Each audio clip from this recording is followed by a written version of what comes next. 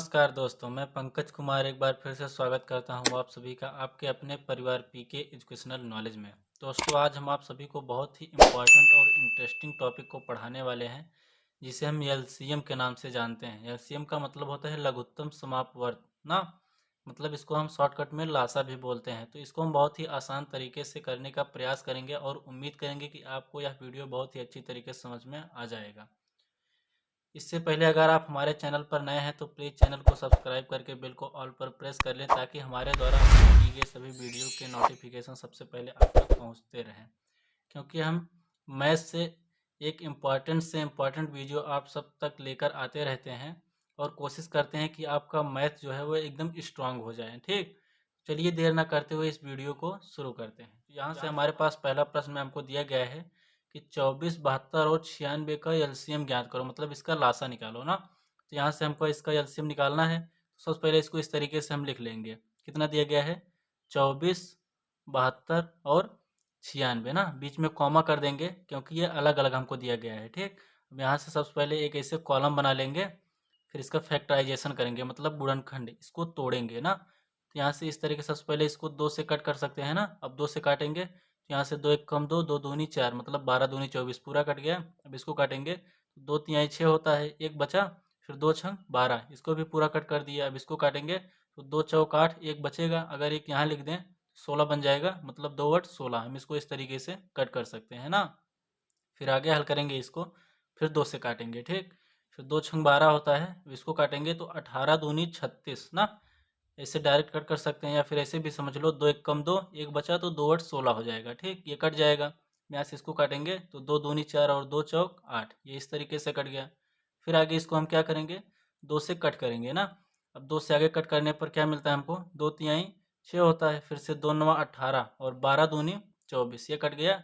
फिर 2 से काटेंगे, 3 तो 2 से नहीं कटेगा, जो नहीं कटेगा उसको इस तरीके से ऐसे सेम उतार लेंगे ना। और यहाँ से 2 छंग 12 होता है ना। फिर 2 से काटेंगे तो यहाँ से 3 9, फिर भी हमारे पास में क्या होगा? ये नहीं कटेगा ना। तो 2 तिहाई 6 होता है। अगली बार अब क्या करेंगे कि यहाँ से जो संख्याएं हमको दिख रही हैं, इनमें से कोई भी संख्या 2 से विभाजित नहीं होगी ना।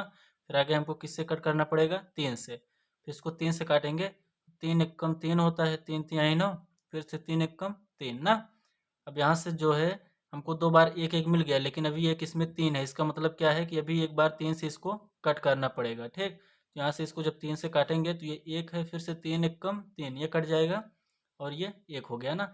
अब यहाँ से हम इधर लिखेंगे आंसर में एलसीएम, यानी कि हमारे पास कितना लासा आएगा उतना लिखेंगे ना। तो एलसीएम कितना कितना कटा है देखो, 2 गुड़े 2 गुड़े 2 गुड़े 2, 4 बार 2 लिख लिए ना। उसके बाद क्या है, अभी एक बार हमारे पास 2 और है, फिर से गुड़े 2, फिर गुड़े 3 ना। देखिए यहाँ पर दिया गया है ना, 1 2 3 4 5, 2 जो है 5 बार में है, उसके बाद 3 2 बार में है। तो यहाँ से 3 2 बार में हो गया और 1 2 3 4 5 ये हो गया ना। इस सब का गुणा करके हमको लिखना है। तो यहाँ से 2 का गुणा करेंगे, 2 दूनी 4, 4 का गुणा 2 के साथ, 4 दूनी 8, 8 दूनी 16, 16 दूनी 32 हुआ ना। इसको 32 कर देंगे गुणे। अब 3 का गुणा 3 के साथ करेंगे, क्या आएगा? 9 ना। तो इस तरीके से गुणा करने पर हमको क्या होता है? आसानी हो जाती है। अब 9 का गुणा 32 के साथ करेंगे, सबसे पहले 9 का गुणा 2 के साथ करेंगे तो 9 दूनी 18, 18 की 8, हासिल 1 बचेगा। फिर 9 का गुणा 3 के साथ करेंगे तो 9 त्रिक 27, 27 में 1 जोड़ेंगे क्या होगा? 28 ना।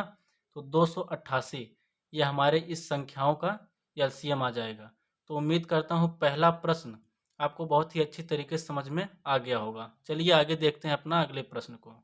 तो दूसरा प्रश्न भी हमारे पास एलसीएम ज्ञात करने के लिए बोला गया है। यहाँ पे दिया गया है हमको 40, 70 और 120 का क्या करना है? लघुत्तम समापवर्त, मतलब लासा निकालना है। ठीक, तो यहाँ से इसको भी उस तरीके से हम बना लेते हैं। सबसे पहले 40 है तो यहाँ 40, फिर 70, उसके बाद 120 ना। अब एक कॉलम बनाएंगे तो यहाँ से फिर इसका फैक्टराइजेशन कर लेंगे। ठीक, सबसे पहले इसको किससे कट करेंगे? 2 से ना, क्योंकि जो 40 है 2 से कट जाता है, तो 2 से काटेंगे तो यहाँ से 2 दूनी 4, जीरो बचा है तो जीरो लिखेंगे। ठीक, उसके बाद यहाँ से 2 तिहाई 6, एक बचेगा, अगर एक यहाँ लिख दें तो ये 10 बन जाएगा, इसका मतलब 2 पंचे 10 होता है। ठीक, डायरेक्ट ये 35 दूनी 70 भी हम कट कर सकते हैं ना। फिर आगे हल करेंगे इसको तो 2 छंग 12 होता है, फिर जीरो है जीरो लगा देंगे। फिर आगे 2 से काटेंगे, अब 2 से काटेंगे इसको तो 20 कितनी बार में कटेगा? 2 एक कम 2 मतलब 10 दूनी 20, ऐसे कट जाएगा। 35 जो है 2 से नहीं कटेगा, ठीक। उसके बाद ये 2 तिहाई 6 होता है, 0 है तो 0 ऐसे ही लगा देंगे।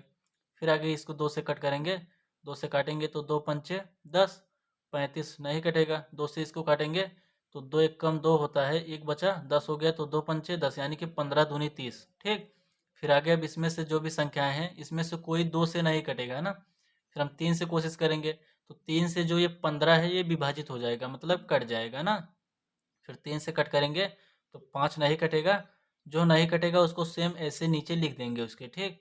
फिर यहाँ से 3 बचे 15, 5 बार में कट गया। अब 5 से काटेंगे ना, तो यहाँ से ये 5 एकम 5 और 5 7 35 होता है, ये भी कट गया। फिर से 5 एकम 5। अब यहाँ पर जो भी संख्याएं हैं ये हमारे पास इसमें से ना तो कोई 2 से कटेगा, ना 3 से, ना 5 से। इसका मतलब किससे कटेगा, ये 7 से, क्योंकि यहाँ पर 7 हमको दिख रहा है। ये दोनों एक एक हो गए, इसको एक बनाने के लिए 7 से कट करेंगे ना, तो 7 से कट करेंगे। यहाँ एक है, यहाँ से 7 एकम 7, तो ये भी एक बार में कट जाएगा। फिर यहाँ से हम इसका भी आंसर लिख लेंगे। यहाँ लिखेंगे लासा बराबर ना, यानी कि एलसीएम बराबर। तो यहाँ से सबसे पहले हमको दिया गया है 2 गुणे 2 गुणे 2, 2 जो है 3 बार में है। उसके बाद आगे क्या है, 3 गुणे 5 गुणे 7, ऐसा दिया गया। आप सबका गुणा करके लिख लेंगे।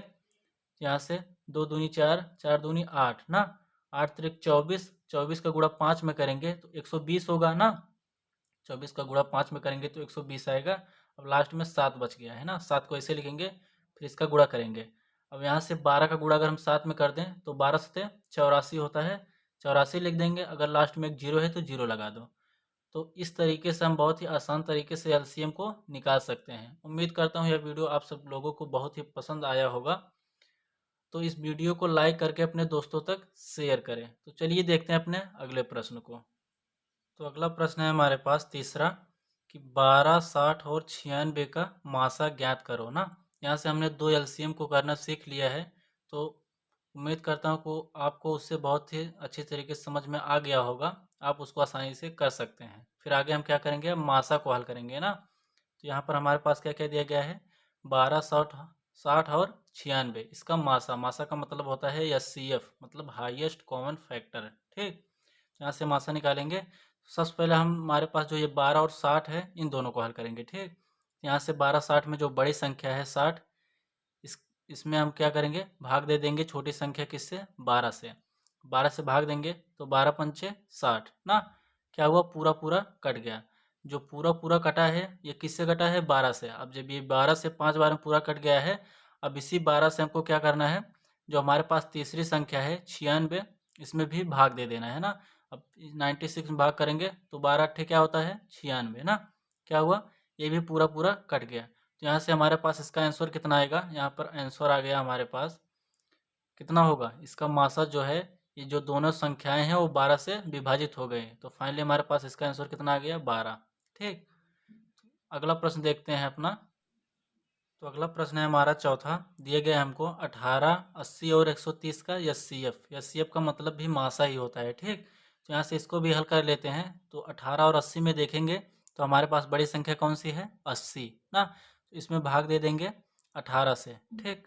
18 से भाग करेंगे तो 18 से भाग करें कितनी बार जाएगा, 18 पंचे 90 हो जाएगा। तो इसका मतलब हम 4 बार ले जाएंगे ना। तो 18 चौक 72 होता है, यानी कि 72 हो गया। 80 में से 72 को माइनस करेंगे 8 आएगा, ठीक। इधर क्या हुआ, कैंसिल हो गया। अब जो 8 हमारे पास बचा है इसको हम कुछ इस तरीके से करके जिससे भाग दे रहे थे, मतलब 18 से, 18 को यहाँ लिखेंगे, ठीक। अब इसमें फिर से हमको क्या करना है, भाग देना है ना। तो 8 दूनी क्या होता है, 16, 16 होता है। 18 में से 16 माइनस करेंगे तो 2 बचेगा। अब जो ये 2 बचा है इसको भी कुछ इस तरीके से करके जिससे भाग दे रहे थे, मतलब 8 को ना, 8 को उठाकर यहाँ पर लिख देंगे। अब इसमें फिर से भाग करेंगे तो 2 चौक क्या होता है, 8। तो 8 जो ये है हमारा पूरा कैंसिल हो गया। अब जिससे ये पूरा पूरा कटा है, किससे कटा है, 2 से। इसी 2 को हमें भाग देना है 130 में, ठीक। तो यहाँ पर हम आगे इसको हल करेंगे तो 2, 2 से पूरा पूरा कटा इस तरीके से लिख के, तीसरी संख्या हमारे पास कितना है, 130, इसमें भाग देना है ना। तो इसमें भाग करेंगे सबसे पहले 2 छंग क्या होता है, 12, 12 होता है। तो 13 में से 12 माइनस करेंगे, 1 बचा, और जो जीरो है जीरो को भी उतार लेंगे ना। अब आगे भाग करेंगे तो 2 पंचे 10, तो ये क्या हुआ, पूरा पूरा विभाजित हो गया ना। तो यहाँ से इसका भी हमारे पास आंसर आ गया तो जिससे ये पूरा पूरा विभाजित होता है मासा में, वही उसका आंसर होता है। ठीक, तो इसका आंसर कितना आएगा? 2। तो उम्मीद करता हूँ ये भी बहुत ही अच्छी तरीके से आप सबको समझ में आ गया। मासा जो होता है उसको हल करने की 2 तरीके होते हैं। ठीक, ये होता है भाग विधि। तो अगला हम आपको बताने वाले हैं गुणनखंड विधि से मासा को कैसे हल किया जाता है। तो चलिए उसको भी देख लेते हैं।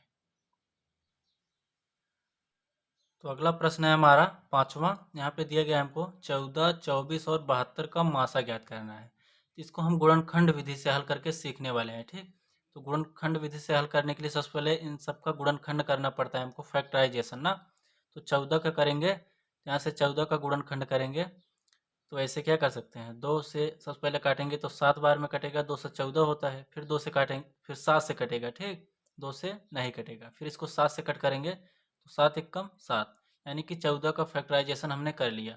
फिर आगे हमको करना पड़ेगा 24 का ना। अब 24 का फैक्टराइजेशन करेंगे, यहाँ से इसको काटेंगे तो 2 एकम 2, 2 दूनी 4, ये पूरा कट गया। फिर 2 से काटेंगे तो 2 छंग 12 होता है। फिर इसको 2 से काटेंगे तो 2 तिहाई 6 ना। फिर अगली बार ये जो है 2 से नहीं कटेगा, इसको 3 से कट करेंगे। ठीक, तो 3 एकम 3, ये भी पूरा कट गया। अब क्या करेंगे हम, 72 का फैक्टराइजेशन करेंगे ना। अब इसको काटेंगे तो इसको भी 2 से कट कर लेते हैं तो 2 तिहाई 6 होता है। अब इसको काटेंगे तो 2 छंग 12, ये हो गया हमारा ना। तो फिर आगे इसको हम 2 से कट कर लेते हैं, 2 से काटेंगे तो 18 दूनी 36 होता है। फिर से 2 से काट कर देंगे तो ये 2 नवा 18। अब ये जो है 2 से नहीं कटेगा, अब इसको कट करेंगे हम 3 से ना।